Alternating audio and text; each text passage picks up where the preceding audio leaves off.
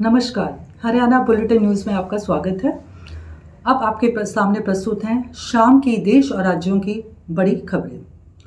शहजादे ने कहा कि देश में आग लग जाएगी, इन लोगों को चुन चुनकर साफ करो। राहुल के बयान पर बोले पीएम मोदी। हम लोग ईमानदारी, दूसरी तरफ भ्रष्टाचारी धमकी और गाली दे रहे हैं। हम कह रहे हैं भ्रष्टाचार हटाओ और वो कह रहे हैं भ्रष्टाचारी बचाओ। मोदी देश की आवाज़ सुनता है। मोदी को कितनी गालियां और धमकी दी जाए, डरने वाला नहीं है। तीसरे कार्यप्रणाल में भ्रष्टाचार पर तेज प्रहार होगा। आगे आना 5 साल देश हित में बड़े फैसले होंगे। मोदी की गारंटी ने उत्तराखंड के घर घर में सुविधा पहुंचाई है और लोगों को स्वाभिमान महसूस करवाया है।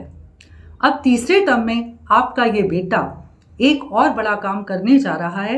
आपको 24 घंटे बिजली मिले, बिजली का बिल 0 हो और बिजली से कमाई भी हो।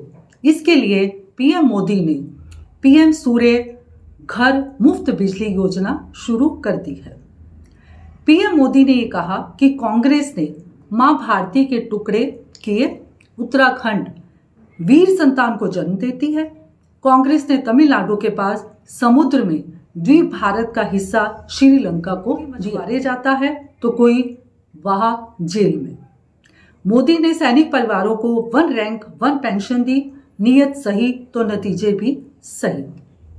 कांग्रेस की 11वीं लिस्ट कैंडिडेट्स के नाम 17 हैं।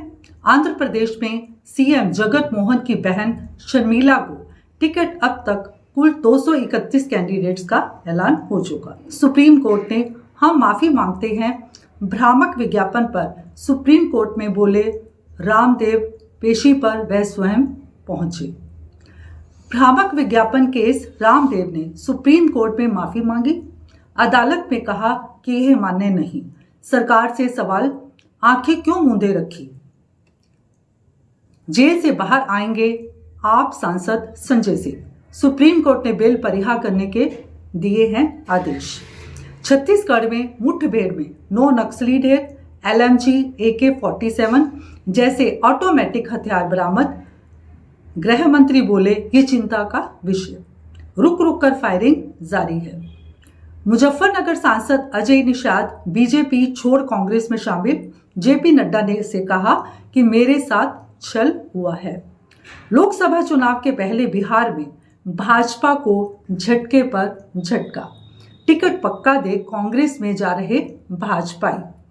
कांग्रेस के वरिष्ठ नेता सचिन पायलट ने कहा कि भगवान राम सबके हैं।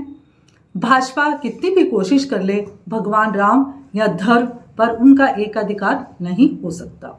उन्होंने यह भी कहा कि इंडिया गठबंधन लोकसभा चुनावों को भावनात्मक मुद्दों के बजाय जनता के मुद्दों पर लड़ेगा। सेंसेक्स निफ्टी में गिरावट पर मिड स्मॉल कैप स्टॉक से बाजार गुलजार। 2.52 लाख करोड़ बढ़ी निवेशकों की संपत्ति।